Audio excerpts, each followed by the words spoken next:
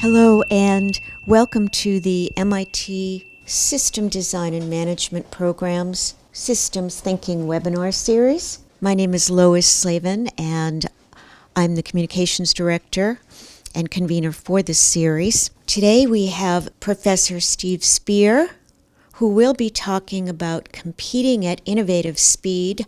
Why is it so darn hard? We are thrilled to have Steve with us. He is certainly an innovation rock star here at MIT and known to be such around the world. A couple of notes. First of all, you'll see on the bottom of each slide that if you would like to request the slides directly from Steve, you can contact him at that email, and you will also get excerpts from his book. If you have any questions for Steve during the webinar, please type them directly into the chat section and address that to everyone. There will be time at the conclusion of Steve's webinar for Q&A. Also, the SDM production team here will be sending all pre-registrants a link to the webinar recording and a PDF of the slides within a week. Lastly, again, we're just delighted to have Steve here. We're delighted all of you could attend. We have a record number of folks who have registered, and with that, I'm going to turn it over to Steve. All right. Hey, good afternoon, Lois. Thank you very much both for the invitation and the chance to meet everybody in a virtual fashion, and thank all of you for the opportunity to spend a little time this afternoon. So to make this time useful, which you've carved out depending on your time zone from the start, the middle, or the end of an otherwise busy day, I encourage you, even before I get started, to write down a question into that chat box. Lois is sitting here going through those, and we don't have to wait till the end of this session for me to provide you with responses. Start asking questions now, even before I get started, because you all are committing an hour to this, and probably because you had a question coming in. So throw that in. Lois is sitting right next to me, and she can either tell me a question, wave at me, or just beam me in the head with a wadded up ball of paper, but I will answer those questions. In terms of this presentation around innovation, more generally learning and coming up with new ideas, let me just set some context. So my work for the last 20 some odd years is focused entirely on one question, which is, why are there better apples? And what I mean by this is, when we compare within industries, what we find is that each competitor is trying to meet the needs of more or less the same constituency. They're trying to meet those needs with more or less a similar mix of products and services, but the rewards to the winner are grossly disproportionate to what's typical in the industry. So this one slide is a comparison between the product line at Toyota and the product line at Ford, in both cases, each of those companies compete in every segment, in every brand, in every market, in every region around the world. When they do that competition, Toyota's profit per unit is some $2,700 per unit. Ford is not even breaking $1,000 per unit. General Motors is somewhere around $600 per unit, doing exactly the same work. And people will sometimes say, well, and I will actually get to the resources coming in and the pricing on those, but it's worth noting this is about as competitive a commercial market as there is in the world, and one would expect from that pretty equal rewards for conducting that business, and the rewards are really skewed towards one big winner, one or two second place winners, and then everyone else is really tailing. And if we look at another very familiar marketplace, and that's for consumer electronics, and in particular smartphones, there are many people who will vend you a smartphone, and because there are many people who will vend it, Apple manages to sell 1 out of 5 smartphones. But again, in that very competitive environment, Apple sells 20% of the units but enjoys 92% of the marketplace profit for smartphones. Again, another example where people are doing more or less the same work, trying to determine what the best thing to do is, trying to determine the best way in which to do it, trying to keep up with a changing environment, both internal and external, and some just do much, much better than all the rest in garnering the rewards for doing work which would otherwise be similar. And so I'll just take a pause and look over and see if any questions are coming in yet. Lois, what you got? Well, there is a question from Bruce Hecht, who asks if you will be including comments or thoughts on data analytics, perception, and design. Oh, hey, Bruce, I thank you so much for that question. I'll tell you what, as far as the data analytics piece, I will try and make reference to that. In fact, I just posted something in an open forum competition along exactly those lines, so I encourage you to take a look at that. If there's anyone else who has a question around that data analytics question, fire me off an email. That's easy enough. sspear at mit.edu, and I'll send you back a link to the data analytics piece, which I'll try and make some reference to as we go along. But there's more detail there. And so anyway, we had those two questions, those two examples of better apples in a very competitive Apple market, pun intended. Now, here's the thing in terms of where we can and cannot get competitive advantage. And the point I want to absolutely positively make more than any other is that you simply can't buy your way there. And I've been doing work with folks in the Navy recently, and the thing I try to impress upon them and how their world differs from ours, the commercial world, the industrial world, the civilian world, is that they have something no one else has, which is an aircraft carrier. And not only one, but they have 11. And no one else in the world has a nuclear-powered aircraft carrier which can stay on station largely indefinitely and exert force in that way. The more common experience is that if you go out to buy steel coil for something you're making, anyone else can buy exactly the same coil of steel. If you want to buy aluminum ingots, it's exactly the thing. Your competitors have access to exactly the same aluminum. Plastic pellets, same deal. Your competitors have access to exactly the same plastic pellets. And when it comes time to giving shape to that material, you buy a machine, and it simply doesn't matter whether you buy one machine or construct an entire clean room out of machines. What you buy is identical to what your competitors can buy. And so that means that, and again, I don't want to disparage anyone who's in the business of selling stuff, right? We all sell stuff. But I think the way to think about this is sometimes our stuff is necessary to get into the game, but it's not sufficient to stay ahead. Because, again, because we're selling stuff to as many customers as we can, that's considered a good business. It means our customers can buy our stuff, and they may have to buy our stuff out of necessity, but they have to do something with our stuff different than somebody else to use it advantageously. Lois, I see any more questions coming in? We have quite a few, Steve. One question from Alistair, I believe you will be touching on. The acceleration of innovation requires companies to be much more externally focused. How can this be achieved? All right, so Alistair, great question, and I'll make a note about this external focus. It's 100% right on. From Belden Minkus, do you have examples of companies that weren't at the top that were able to change sufficiently to become one of the winners? Yeah, so Belden, I'll actually answer your question now rather than pushing off like I did with Bruce and Alistair for later. I think the two examples I started with, right? So if you take a look at the Toyota experience and you say, what kind of car company was Toyota in the 1950s? The answer was absolutely horrible. The first car they brought into the U.S. market was something called the Toyopet. It was cruddy. To get up a hill, your odds of getting, and again, odds, not guarantees, your odds were better if you went in reverse than in forwards. Toyota's productivity at the time was 1/8 the world standard. That was 1958. By 1962, their productivity was equal to the world standard. By 1968, double the world standard. By 1973, not only was their productivity double the world standard, but they were productive making cars that didn't leak fluids in your driveway overnight.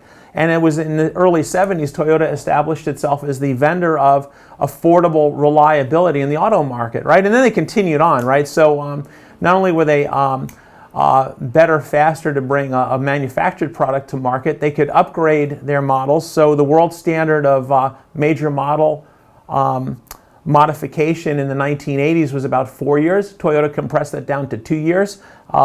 In terms of introducing new technology, everyone was looking at the same challenge of fuel efficiency and came up with the same answer in terms of some kind of hybridization of internal combustion engines and electric motors.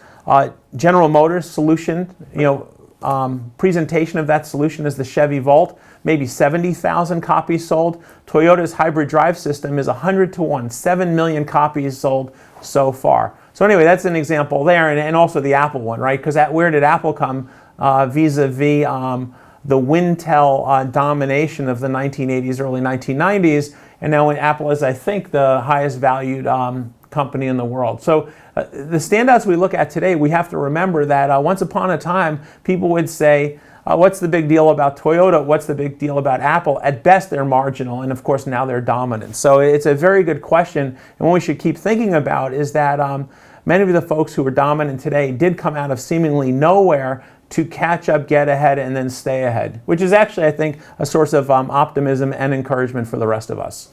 So, in terms of where we are, what we're this is that, in even very competitive sectors, we have some who can generate far more value from the perception of the customer than others, garner really outsized rewards for doing that. And the thing I think we can take off the table is that somehow it's preferential access to stuff and preferential access to the gear with which we convert some stuff into other stuff.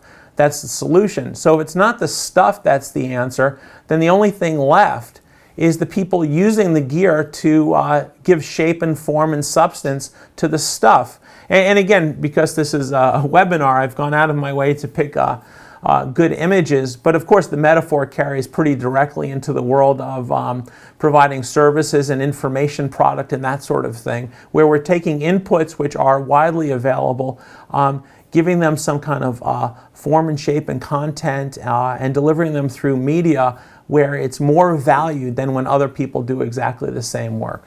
So this gets to what's a critical point here, which is if we are attempting to compete, where we have to think about the stuff and the gear as perhaps necessary ante to get into the game, but the way we win the game is with the people. So that's a key point, and where I'm going to transition now in this conversation is what we need to do with the people in order that they are the source, and I would argue the sole source of sustainable competitive advantage in our organizations. So let me just check in again with Lois and see what we have in terms of questions and comments.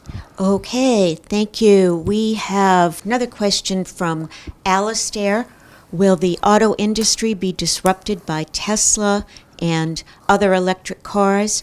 Should the fuel automobile industry worry about this? How should they keep up?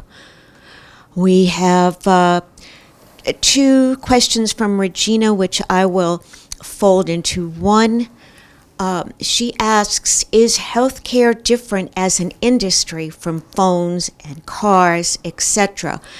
And also, why is the healthcare industry so slow, seemingly slow, to improve and hard to change? Is it the market in which healthcare delivery systems, such as primary care, work? What are the keys to helping get better faster in healthcare delivery? From Bahubal Shah, are there any companies which have innovated in the basic commodities space? From Jeff Morrow, if innovation requires discovery and discovery doesn't always reveal valuable information, how do we maximize discovery of valuable information? All right. Well, I think you've given me a handful to go with, at least for the next few minutes. Let me take a stab at those. So in terms of the question about Tesla and disruption, so I think we can probably do a series of sessions if I try to channel my mentor Clay Christensen on disruption. But I think there's an issue here, right? Which is, and I think an issue we can at least touch on lightly, which is the markets in which we operate are dynamic. And what I mean by that is that things are constantly changing, and they're complex, and that things are constantly changing in ways in which the individual relationships may be linear, but when you pile everything together, the effects are very, very high order. And common, whether you're talking really like Clay Christensen, his gospel of disruption in general, the common issue always has to be, have you found something better to do? And in particular, something better to do which is valued by somebody, or have you found a better way in which to do it? So in the case of Tesla, I claim absolutely no expertise on it other than it uses batteries, and I put some in a flashlight the other day. So take that as a caveat. That's all I know about Tesla. That said, let me just flip this back to your consideration, and I'm curious and I would be appreciative of your analysis as to where you see Tesla redefining or expanding on the dimensionality of finding something useful to do or finding a useful way in which to do it. And I'll stop there. I know Tesla's doing a lot of innovation around battery storage, battery power, that sort of thing, but I'll leave it to you to share with us your assessment through perhaps that lens. And as far as Regina's question about healthcare, I really do appreciate that, and it actually connects to the Tesla question in some regards. Because when we talk about folks like Apple and Toyota, so for example, the $2,700 advantage, or the profit per unit Toyota enjoys, and the advantage it has over Ford and General Motors and the rest in terms of profit per unit. So when you show that number to people, healthcare or elsewhere, it sort of kicks off whatever part of the brain does the rational quantitative assessment. It kicks off that part of the brain. But if we think a little more deeply about what $2,700 per unit means versus $900 versus $600, on the one hand, we think in terms of efficiency, and again, that hits the rational, calculated, logistics, logarithmic part of our brain. But in fact, what we would expect is if we see you doing work and me doing work, and when you do that work, the work you do, it's better, it's more efficient. What we really would see if we had to go look in the moment and not just through the window of aggregated and delayed calculated numbers, what we would see is gracefulness. And in fact, my experience going into facilities, whether it's facilities that transform material into another form or transform information into something useful, is that there's a gracefulness in execution which is absent elsewhere. So that's one side. But then if we also look at the $2,700, it raises the question, why is someone willing to pay a slight premium for a Toyota product, maybe a greater premium for an Apple product?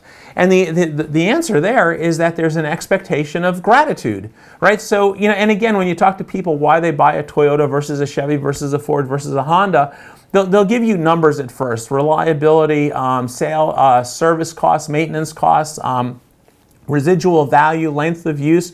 But when it really digs down, what people are thinking in terms of, man, when I'm late for that meeting in the morning, I'm not going to have to worry whether or not my car starts. When the weather is bad in February in Boston, I'm not going to have to worry whether or not I'm going to skid out on the road, particularly if I have my kids strapped in the back seat, right? So it's this very, very emotional condensation of fact by which we make decisions. All right, so now let's keep going with this gratitude thing. So I was recently in an emergency department as a visitor, not as a patient or a family member, and looking around for gracefulness and gratitude.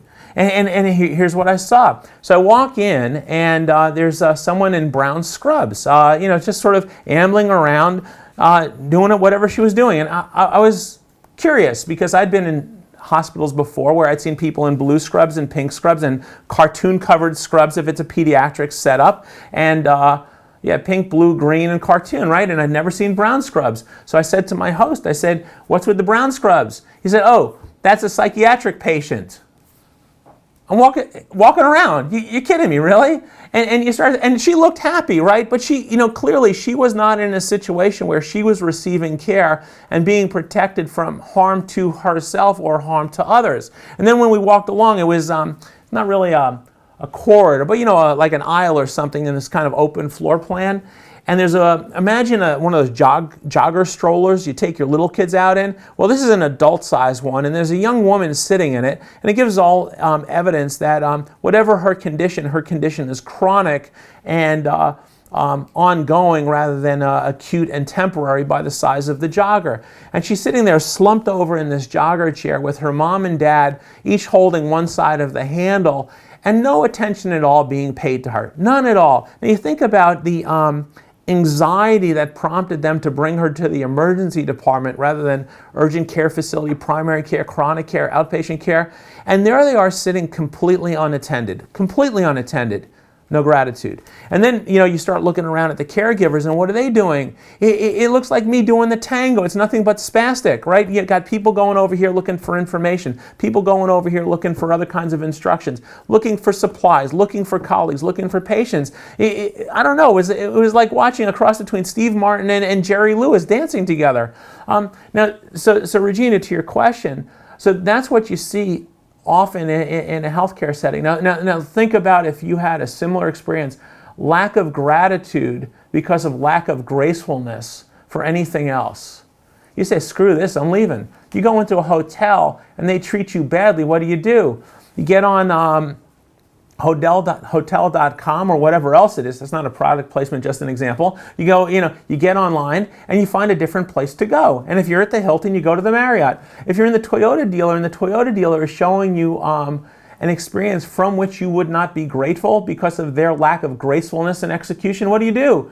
Well, you go next door and you buy a different car or you lease a different car. But what do you do in a hospital? You suck it up, right? You got nowhere else to go. So to this question around why is healthcare so slow to improve, let me say this. It is different from other industries, but it's not different by complexity. I mean, there are a lot of industries which are wickedly complex, and it's not different by the sophistication of the technology. I mean, come on, commercial aviation is not different that way, and it's not different by, they like to hide behind, what we do is life and death. Well, the reason I buy a Toyota or some other car is because driving on an icy road in February, March is life and death from my perspective, right? It's not different that way. What is different is that the healthcare sector lacks the cleansing functions. Hope that's not too literal, but it lacks the cleansing functions which take the Yugos and the poor performing products out of every other sector. So anyway, Regina, thank you for the question. I apologize for the rants, but the thing I do want to bring out of that is there is an important point here. When we see success in any organization, we can count and calculate after the fact all these numbers like efficiency, productivity, safety, this thing, that thing.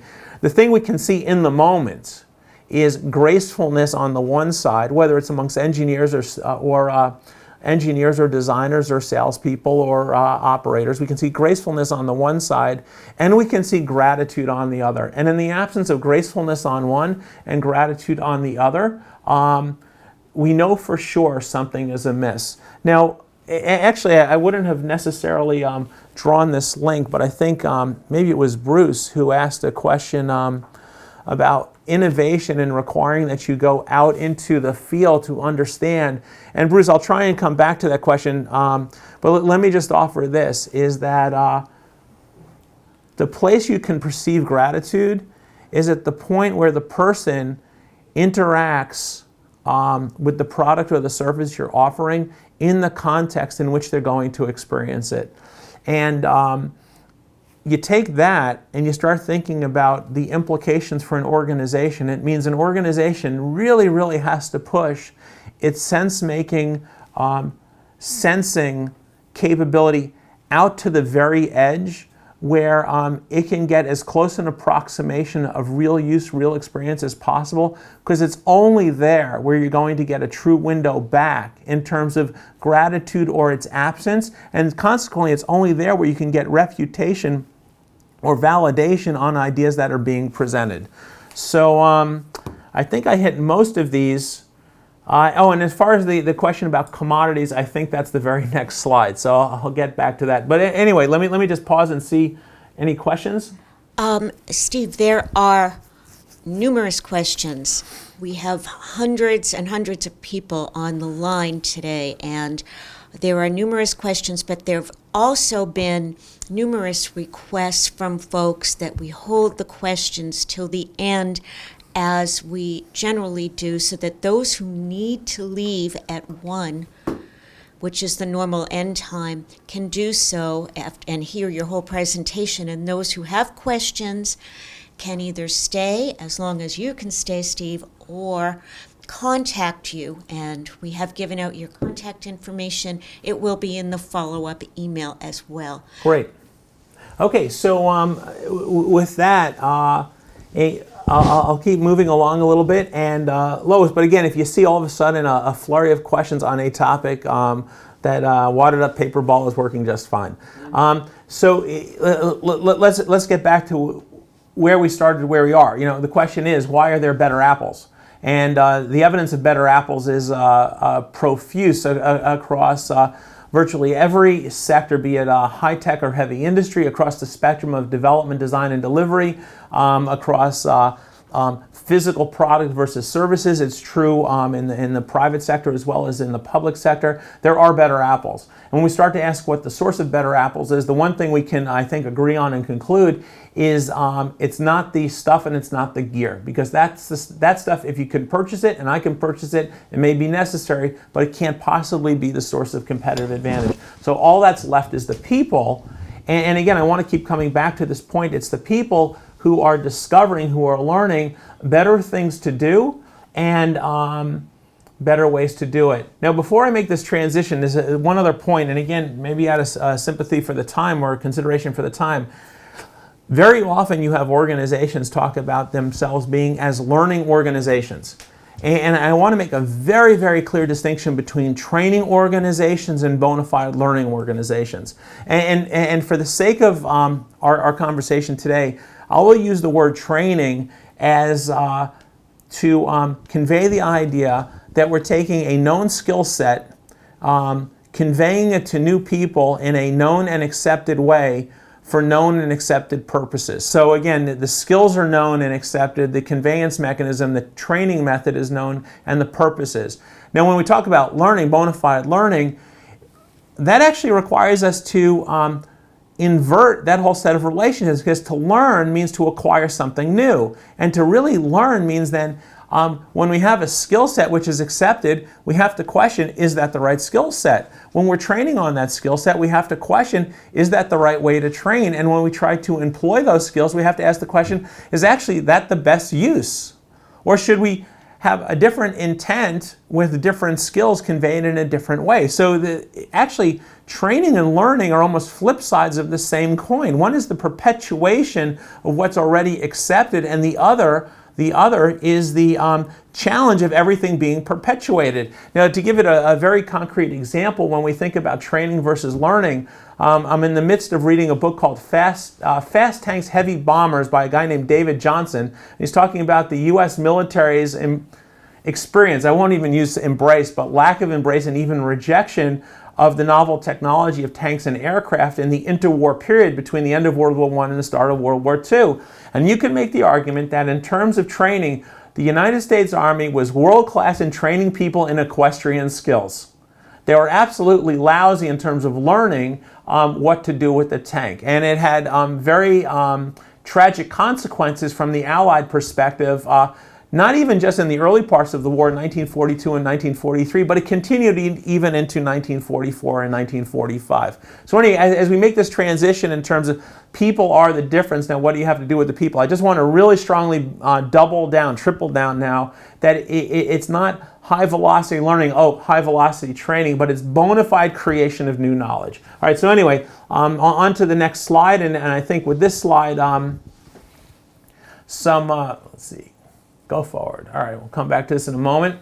So let's talk about commodities for a moment, because this is probably the place where we least expect to find learning, innovation, and that sort of thing. So here's the story line. Back in the late 1980s, Alcoa, think about the work they do. They do mining, purification, all sorts of industrial processes which have some combination of extreme heat, extreme causticity, and extreme electric risk of shock, pressure, weight, velocity, sharpness, etc., etc. I mean, if you had to put together a pie and bake it so that it had every ingredient necessary to do grave bodily harm, boom, Alcoa had it in the late 1980s. Now, it turned out at Alcoa, the chance of getting hurt on the job when employing these very hazardous processes was about 2%. So I think we have about 600 people online today. So if we run that number, that means 12 of you should volunteer in the next 12 months to get hurt just to make our numbers. That's what that means in practice. Now, over the period of about 13 years, Alcoa took the risk of getting hurt on the job from 2% per year to 0.07% a year. And not only that, so this is the moment for those of you who are in the world of trying to bring innovation into established settings. You'll hear the pushback, right? Well, oh, what was the cost of safety? And that's how we're wired to think, which is, there must be a cost. So there's a cost of safety. We have to give it up as a financial cost. We have to give it up as a productivity cost. And in reality, that wasn't the case at Alcoa. What they proved was that you could get safer and more efficient and more productive and more on time. So let's get into the storyline of how they got all those things. It wasn't safety or, it became safety and. So how do you get to safety and? So the starting point for Alcoa was a comparison between where they were and where they wanted to be. And just as a little setup of which 12 of you want to volunteer to get hurt, it turned out at Alcoa, no one volunteered to be the sucker who got hurt in that plant that year for the boss to make his numbers. All right. So when they started thinking around other issues, around yield, about timeliness of delivery, purity of chemistry of alloys and that sort of thing.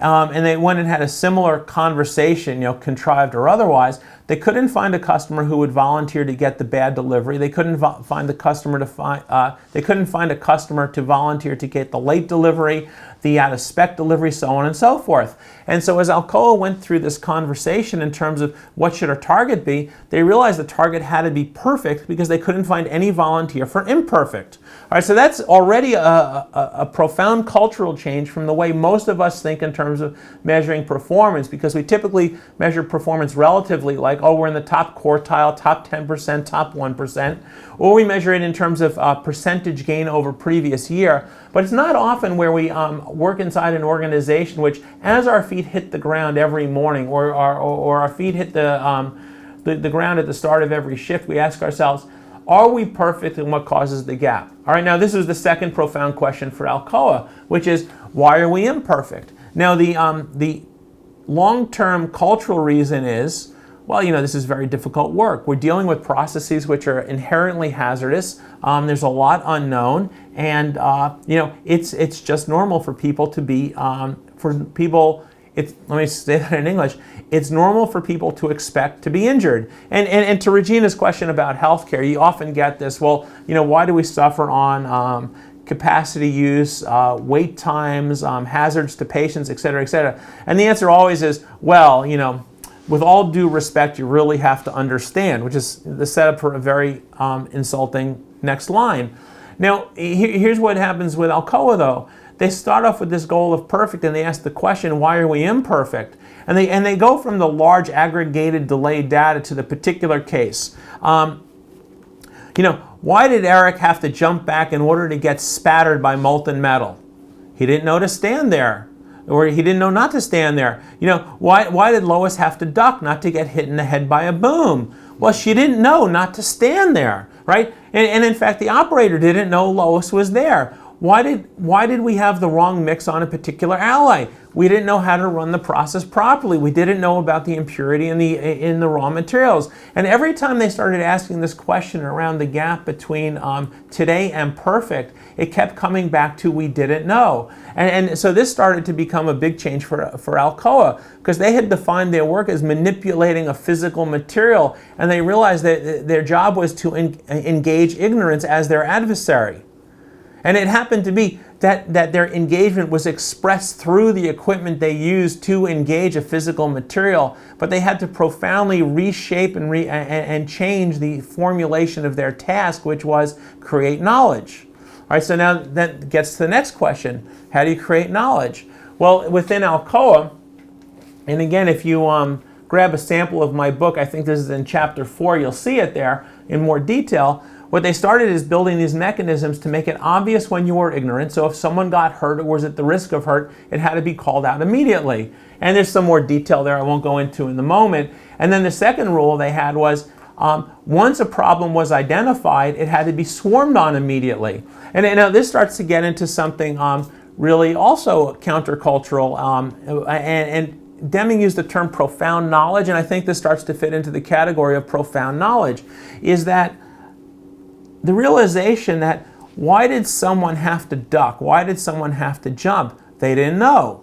All right? So at that moment, the process is waving its hand in the air and go, ooh, hey, look over here at me.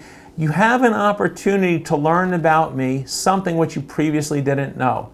And the other thing about the process is, if you wait, when you get here, I will not tell you the truth anymore. And what I mean in very practical terms is that if a molten metal is spattering, you don't intend for it to spatter, but it's spattering. If you get over right then and there, you have a chance to capture the conditions in the moment that are causing the spatter. In the moment, you have the opportunity to capture the conditions by which Lois had put herself at risk and other people didn't realize she was there at risk to the swinging boom. If you wait, the conditions change, and when you re-interrogate the process, you're no longer interrogating a process which is spattering and telling you why it's spattering. You're interrogating a process which is no longer spattering and only telling you why it doesn't spatter. So anyway, Alcoa comes up with these two fundamental rules, which is you have to manage your work to see something wrong. Right? Now that starts getting into the learning versus training, right? Which is we're challenging. And once you see something wrong, what you have to do is find out immediately why. Now there became a third rule, is that taking advantage of people realizing there was risk, which they may not have previously known about or acknowledged, that was something learned. From the immediate investigation, that's an opportunity to have a deeper understanding of the process and why it might act out, and also starts creating the input towards creating solutions to prevent recurrence, something else learned. So now what happens is that Alcoa has come up with this third rule, which is if you have work, you have to manage it to see what's wrong. That's the constant seeking of refutation. When something you're doing is refuted, you have to find out why, and if you find out why or find out you're refuted, you have to teach someone else. Now, let me just offer that the reason I picked the Alcoa story is just think about how countercultural it is. Because right now we're in an era where we talk about innovation and knowledge work and this and that, and when you throw around the word innovation, immediately, at least the image I pop up is some dude with a goatee, an ironic slogan on a t-shirt, comfortable footwear, taking a break, having lunch at a nice salad bar and playing foosball during breaks while he's having big thoughts and big ideas. And I don't know what the fashion statement for the equivalent is on the female side, but you know what I'm going with. Now think about what Alcoa did, is they took tens of thousands of hourly workers who are, we've been trained and socialized and acculturated to think about as being, the brawn who manipulate the machinery to manipulate the material. And Alcoa's taken all these people in Cleveland and Hernando, Mississippi, and Sao Paulo, Brazil, and said, all of you are knowledge workers. You're all knowledge workers. Now it may be the folks sitting in Kendall Square or Palo Alto or wherever it is, their knowledge work is sitting there typing away, and your knowledge work has to express itself through this very physical action. But nevertheless, your behavior, your mindset is exactly the same thing. It's an aggressive seeking out an engagement of ignorance and converting it into useful knowledge. So anyway, I'll take on some more questions, but let that one sink in. And as we're getting up to Memorial Day in a couple of weeks and Independence Day a couple of months after that, think about the profoundly democratic statement this is, that everybody doing anything can fundamentally be a knowledge worker and not just a laborer. That is leading right into some of the numerous questions we have had about gratitude. Specifically, do you have a specific definition? How does it equate with appreciation? Where does gratitude come from? How do you make it sincere. We also have some other questions. Why does public service have such a bad reputation for effective innovations? Is it well deserved? What are the solutions? And could it have to do with there being very little gratitude for public service except for the military? And then how do you balance speed to market with perfect expectations and reputation? Yeah, so it's a pile of questions there. I'll try to hit upon some of them. Let me first talk about the public service question. Again, I'm no expert, so let me just offer this: is the distinction I made early on between training and bona fide learning. Training being the conveyance, and again, I don't want to put that down. Learning to ride, training someone to ride a bicycle or eat with a fork and knife or drive safely on the road. Those are very, very useful human undertakings. So I don't mean to diminish that. But again, for the distinction I made for the sake of this conversation today, training is about the conveyance of a known skill set in a known way for a known purpose, and learning is the challenging of all that's known. So you start asking the question, why does public service have such a hard time with innovation? And it may well be the intersection of our expectations as a public, our expression of those expectations through our legislator and our representatives, and the coding of those expectations to rules and regulations and laws. So if you start thinking about what rules and regulations and laws typically do, is they codify known ways of doing known things for known purposes. What does innovation require? The challenging of all that. So I'll leave it for the folks in the political science department here at MIT and elsewhere to start thinking about that inherent tension between institutions which exist precisely to codify what is known and accepted, and the dynamic which requires the challenging of those things. That's probably worth another webinar or two also, so we can add a series here. And I'd spending a lot of time actually working with the public sector. I'd be delighted for people to either inform or speculate or brainstorm or spitball on the answer to that. So we have a chat box and emails and that sort of thing. So let's go with that one. What I would like to do, and actually let me just use that question of why is this hard as a transition into the next piece, and make the observation that for all our talk about how important it is to innovate, and it's just, we don't see it all that often. Someone asked the question about gratitude. I mean, how often in your daily experience do you walk into an institution and say, I am so grateful I'm here, not somewhere else? I mean, it happens, right? It happens. You walk into your favorite, and actually, let me bring this in. So I had a question the other day. I'm giving a talk. Guy raises his hand. Is this only for the elites? Is this only for the elites? Is gratitude only for the elites? And I think we had gone through the Alcoa story already to say that gracefulness is not for the elites only. It's for everybody. Everyone can be grateful if given the opportunity, but it's gratitude. And we started having a conversation. I said, where's your favorite place to get a cup of coffee? And you know where it was? It was the guy who drives his truck into the parking lot at the plant at 7 in the morning. Now, why is that? Is that the best coffee in the world? Hardly. I mean, it's not hand-picked, in Guatemala and, carried by carrier pigeons and doves, to be processed in an eco-friendly laboratory. But when you get the coffee from that truck, it's from Frank. And Frank asks you how you're doing and how are you looking and what's going on with the family. And you're willing to walk across that parking lot in February and march through the snow and through the sleet to get your cup of coffee because you feel grateful for that experience. So anyway, I just want to emphasize, double down, triple down on this point that both gracefulness, by converting everyone about everything into knowledge workers, and gratitude is a fundamentally, foundationally democratic ideas. Little d, not big D. I know we're going into a contest here, but fundamentally at the core of what we think of living in a liberal democratic society. So anyway, that's my flag-waving element of this. Now, to pick on, because here's the thing, is we've talked about gratitude and gracefulness, and I think there's probably some sentiment already expressed that it's not a common experience. So the question is, why not? And so let me share with you a couple of reasons. So this goes back a couple of years. I'm giving this talk about Alcoa. and Paul O'Neill, who was CEO of Alcoa during this transition, and guy raises his hand. He's one of 20 in the room. He says, come on, what could be so hard about this learning engine of seeing a problem, solving a problem, and sharing what you've learned in order to get yourself into a more graceful, you're not in a graceful posture, but to execute more gracefully in order to generate more gratitude.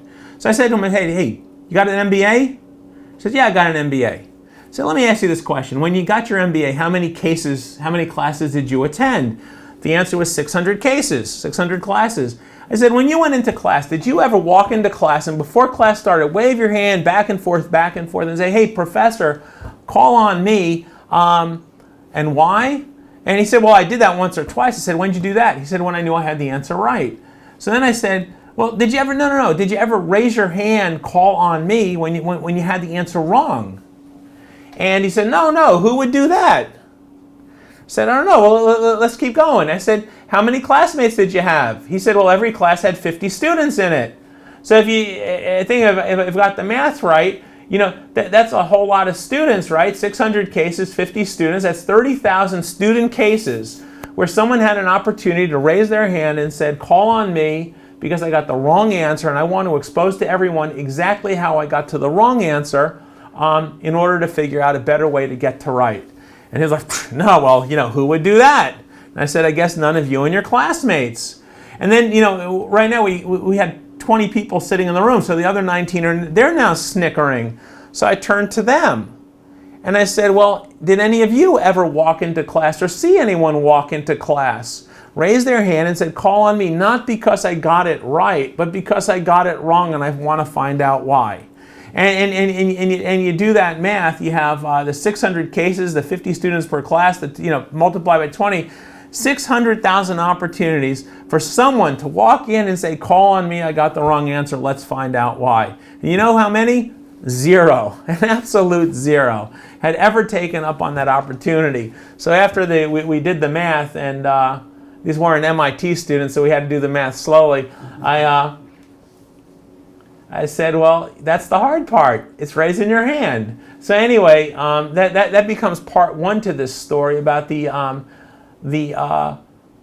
now add a fairness to them, and maybe some fairness is earned. You start thinking about how do you get into graduate school because you did really well as an undergraduate, and how do you prove that? By getting a lot of answers right. And how did you get into a good undergraduate school? Because in high school, man, you were wicked good relative to your classmates at getting the answer right and documenting and demonstrating it. So this whole notion of raising your hand because you've got wrong, again, there's a lot in our personal experiences from very early on to like this moment right now where we're discouraged from raising our hand and saying, help me understand wrong, and we're encouraged to say, hey, look at me, look at me, look at me, I got it right.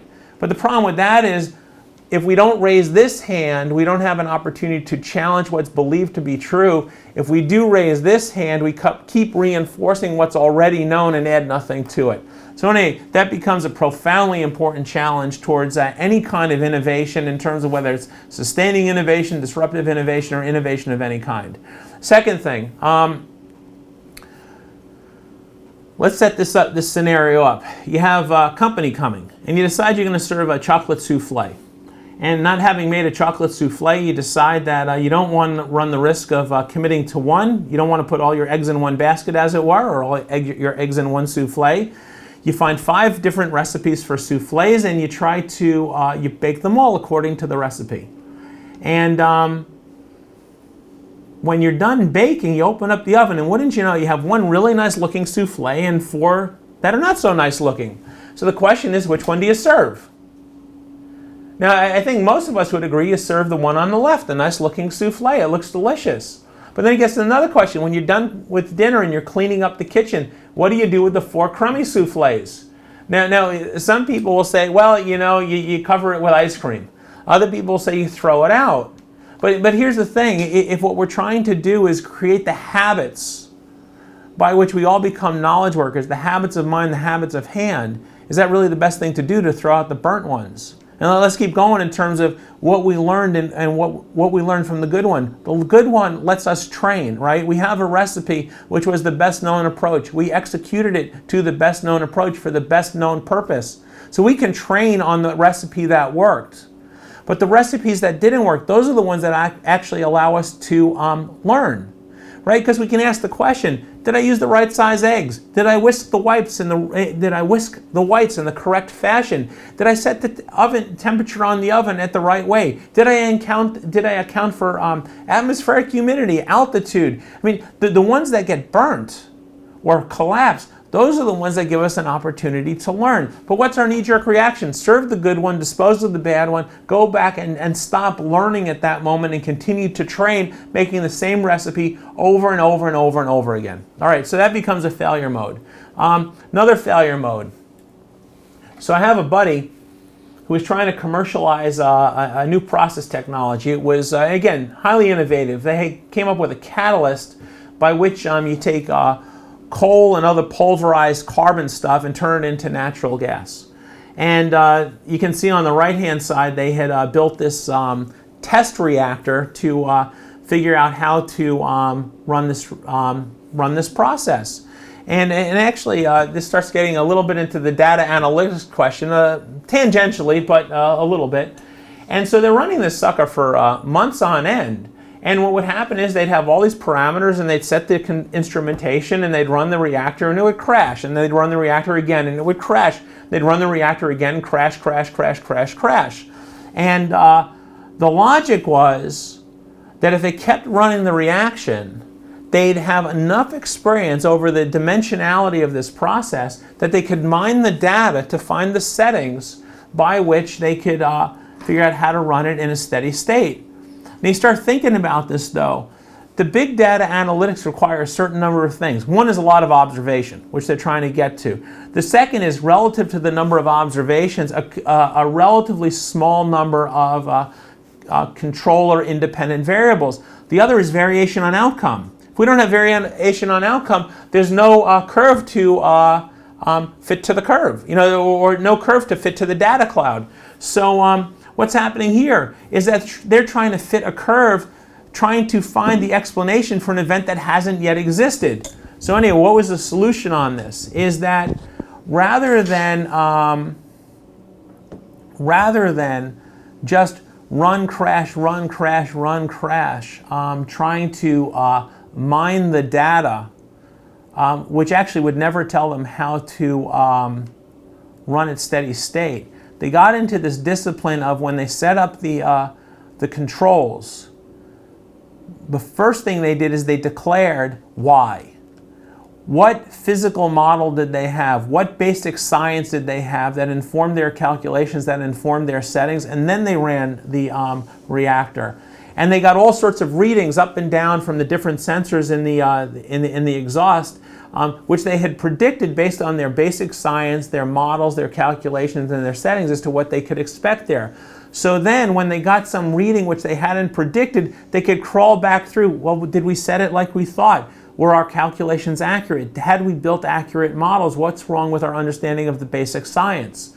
So this is where this is the intersection then between really sound, disciplined clinical lab practice and the data analysis. The data analysis may get you close, but you have to go through the discipline of constructing and refuting hypotheses to understand the gaps. So anyway, what happens with these folks is that after months and months of trying to run this reactor, run, crash, and mine for data, which actually isn't there, what they do is they go through this disciplined experimentation, and wouldn't you know, a week later they start the reactor having refined their theory of operating it, and then for the next week it runs steady state. After running at steady state for that week, they were able to shut the reactor down because they had proved that it could be commercialized. So far we've gotten to a couple of failure modes. One is the inability to call out wrong, a social cultural issue. The other is when we see right, we swarm on right and we discard the investigation of wrong. Third we've got so far is that whether even before we find out if we're right or wrong, we don't construct the mental causal model that we can then refute through our action. And Lois, as we're getting near the end, I just want to check in on pressing questions. Not so much pressing questions as of this writing right now, but we do have a couple of very interesting comments. I'll share those in a moment, but I would like to remind those of you who have to leave at 1 that you will be sent a link to the recording and the slides within a week. And I'd also like to invite everyone to our next webinar, which is 2 weeks from today, which will be on a systems approach to new compensation systems for sales in large-scale computing technology environment. So yes. Actually, you know what? I'll go to those questions, but I see people dropping out at the top of the hour. So if you'll give me 30 more seconds, folks, before you hit the exit button, let me kick ahead to, we can come back to this. So the question we've been talking about is this conversion of training into learning, converting everyone, giving everyone the opportunity to be a knowledge worker. So how do you break up the logjam? How do you uncork the bottle? And let me just say, if you're responsible for other people, it's up to you. And it gets back to some of the issues we've talked about before, which is if you're responsible, if you're supervising other people, they already have their daily burden, they already have their daily responsibility, and they already have their daily metrics. And when you start saying to them, well, here's the thing, we want you to learn, implication, we want you to challenge what you're doing, how you're doing it, why you're doing it, they're going to say, well, son of a gun, that's something extra. Where do I find the capacity? Son of a gun, how am I going to be measured on that?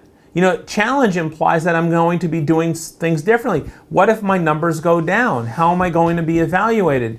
So you, in your position, as being responsible, setting the tone, setting the culture, the norms for other people, you can encourage them to be innovative. You can encourage them to learn. But here's the thing, 0%, assume it'll never happen, that this learning will just develop organically.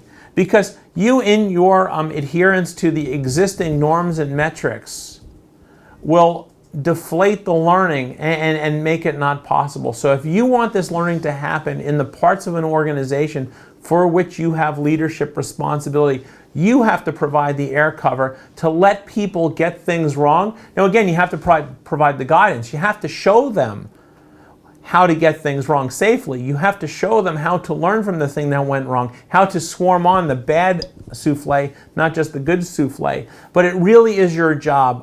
And we tend to like to think about flat organizations, bottom-up organizations. And yes, that's true in terms of seeing problems and solving problems, this and that. But in terms of establishing norms, you own that. You own that. And if you own that, you have to exercise that. So anyway, let me just conclude the scheduled portion of this by saying thank you for investing an hour with us today. And I hope it was useful. I hope on your end you got some gratitude in the form of a smile or a puzzled thought of things you're going to take forward. I certainly appreciate the flattery of you all joining in. And I keep using the term conversation throughout, and I hope it continues. So you've got email addresses, various types to get a hold of us, so please do. Thank you. Thank you, Steve. A couple of more announcements. Steve is scheduled to speak at either the SDM conference on innovation in September or the Back to the Classroom session. We haven't nailed down those details yet, but we'll be sending you info on those two events in case you'd like to meet Steve in the flesh if you haven't already. The second is you can meet Stephen online with an upcoming Sloan Management Review blog entry that will be featured in the next couple of weeks. I will send you a link to that as well. So for those of you who are staying on, there's a lot of appreciation and gratitude here for the offline conversations in the chat section. Great. Yes, a lot of really nice appreciation and gratitude.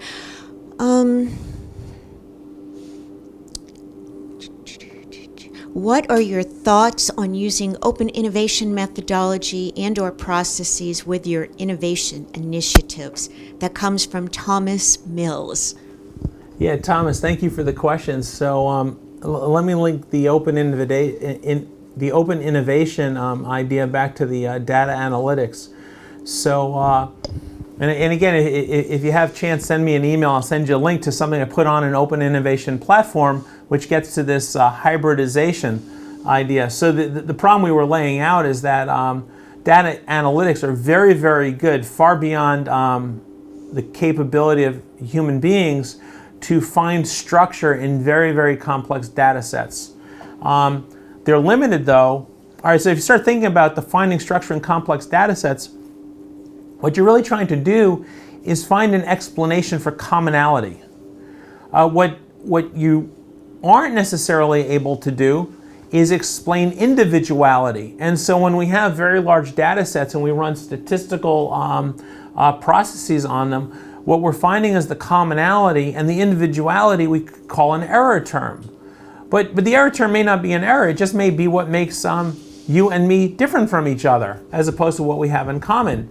So when you start thinking about folks who are very, very good at finding individuality, that's clinicians who go to the bedside, literally or figuratively, do an examination, understand the idiosyncrasies of the individual, the idiosyncrasies of the context, the idiosyncrasies of those interactions, and can move from the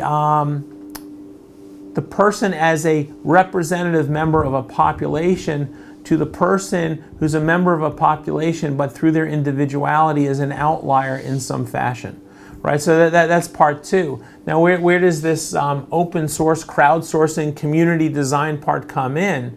Is that the individual, literally or figuratively at the bedside, the individual literally or figuratively at the tactical edge in the field, however you want to put it, they have their limitations of their own experience and their access to those of their colleagues in terms of creating interpretation. And where the open source comes in is it invites so many people to look over the shoulder, and while they're looking over the shoulder, hey, take a look at to your left. Hey, while you're there, hey, take a look underneath. While you're thinking that through, maybe there's another way to think it through. So I think ideally where we would head is not data analytics or clinical discipline or open source or crowdsourcing, however we want to call it, but some hybrid approach where one gets us close, one gets us closer, the third overlay helps us orient, and they're talking one amongst all the others, so that as we get close, it informs the big data. As the big data gets a better understanding, it informs the clinician, and with the colleagues giving a helpful prod in the right direction. Okay, I'm going to read the rest of the questions. There's about 3 or 4 here, and Steve, just prioritize them or order them as you see fit. One is from Joseph, who asks, would you know what tool or tools Alcoa uses to communicate between teams when a problem occurred, to solutions, and to teach and document the solution? Yeah. All right, so that's one, yep. There's another related one from Eric Lawson. Is the main prerequisite to what Alcoa undertook commitment and hands-on involvement from the CEO? I'm not quite sure I read that in a way. Certainly seems reasonable. Oh, yep. Yeah, okay. And then we have, would you talk a little about Toyota's recovery from the braking problem? What was the capacity they built into their workers to learn from wrong? Okay? Yeah. And then the last one is, it's actually a comment/request. Some of us can hang on if Stephen wants to talk about the slides he skipped. Oh, all right. Very good. So, Joseph, your question about communication. Well, let me just offer this as what Alcoa did particularly may fit Alcoa, but I think they offer us guidance in terms of looking forward. Now, let's just think about the experience we've all had. Knowledge sharing is advocated, and we have knowledge bases and all of this sort of thing in organizations. I suspect most of us find the experience somewhat frustrating in that when we put stuff in, we discover no one appreciates it, right? Where it's awkward to put it in and no one's grateful that we did so. Back to that pairing of gracefulness and gratitude. And similarly, if we ever need to know something, finding where it is in that knowledge base is just absolutely painfully hard to do. Now you start thinking in society, we have some organizations, some structures which are actually very, very good at getting something known in one place to be shared and appreciated and used elsewhere. So the scientific and engineering community have conferences and journals and online journals. We have libraries, we have museums. So you start thinking about the common features of all of those. One, there's someone there working very actively to define the community of common interest. And so when we talk about journals, we have editors. When we talk about conferences, we have organizers, we have librarians and curators. And a big part of their job is trying to figure out how big does the community have to be that we have critical mass, but how do we keep it small enough that we don't have too much diffusion and dilution of interest that no one wants to participate. So that becomes part one. Part two is that the members of that community should have incentive both to contribute and incentive to extract. So let me give you an example. I was doing work with a guy, an orthopedic surgeon named Chris Kyoto, over at one of the Brigham Women hospitals. And you walk into his practice, and they've got all the fancy medical journals, New England Journal, JAMA, that sort of thing, in the waiting area, unread. On his desk, though, is something like the American Society of Foot and Ankle Surgery Journal, and that sucker, it's dog-eared and leafed through and highlighted and got post-it notes and everything. And of course, why is that? Is because Dr. Kyoto is a foot and ankle surgeon. So he has very, very strong incentive to extract from that medium so that he's, and pun intended, on the cutting edge of his profession. But the other part is that as a professional, he also gets credit for writing articles which contribute to the shared body of knowledge. So when we start looking at effective knowledge sharing mechanisms, we tend to look for the technology as a solution. And again, technology, back to an early point, technology can be an enabler. But in terms of the solution, there's the roles and the actions. And so one necessary role is the community manager. There's another necessary role closely related, which is the content management. And then third, there's the media management. And this is why we have now referee journals debating the merits, or in the case of Sloan Management Review, what do you put in print and what do you put online? And do we have different standards? Are we driven by different issues of content versus timeliness, right? And those are not trivial questions, nor are they questions which just somehow answer themselves. They have to be actively managed. So in the case of your particular application, what I encourage you to do is, yes, think about various forms of technology as enablers, but think about those roles. The community manager, the content manager, and the media manager. Now, in terms of Eric's question about the prerequisites, I cannot emphasize, and I suppose I should leave this image on. It's not just a question of what can you do for your organization, but what can I do as a leader for my organization to show the not only the safety to challenge the safety to challenge what is accepted, but also model what's necessary to go out and find what's wrong. And again, I mentioned earlier on this book I've been reading called Fast Tanks, Heavy Bombers. And you start getting into the question of, who's first to know something doesn't work? Well, it's pretty likely the enlisted riding on that Sherman tank facing off with a Panzer, they probably knew pretty darn quickly that both the equipment and the doctrine for its use were inadequate. There's an anecdote later in the book where General Omar Bradley goes to General Eisenhower and starts telling him how badly the Shermans are getting defeated on the battlefield. And Eisenhower says, "Why am I the last to know?" And it gets to the reason. Why is he the last to know? He's the furthest from the problem.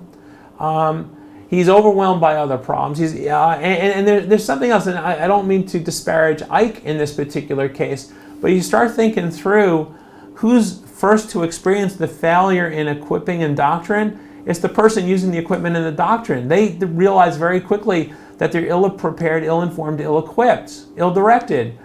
Who's the last to find out is the more senior person, and who's the last to admit it? It's the senior person who constructed and designed the doctrine and the technology through which it's expressed. So, Eric, short answer to your question is commitment from the senior person prerequisite. I would say yes. And before you say, oh gosh, but I'm not the CEO, let me push back the challenge.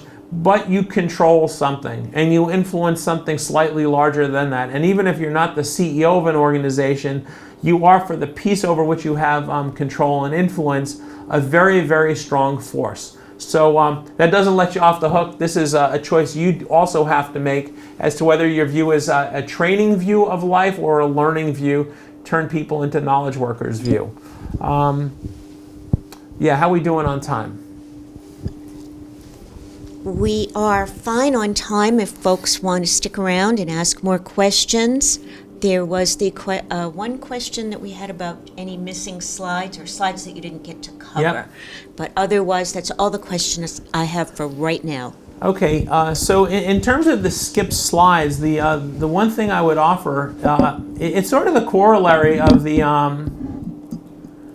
it's kind of the corollary, maybe I should resequence, it's the corollary of the, I don't know, corollary is not the right word, but it goes along with the burnt souffle thing, right? So this example is drawn out of the pharma industry, and a bunch of years ago there was an article about Eli Lilly and how in the course of doing work, everyone starts with a huge number of compounds, and it goes through this funnel of tests and trials and so on and so forth, and at the end of the year, most pharma companies, again, adjusting for investment, we're getting about the same number of compounds out the end of the funnel. And in the case of Eli Lilly, though, they were getting twice the productivity, or they were getting twice the productivity out of the funnel. And so the question the reporter asked was, what are they doing differently?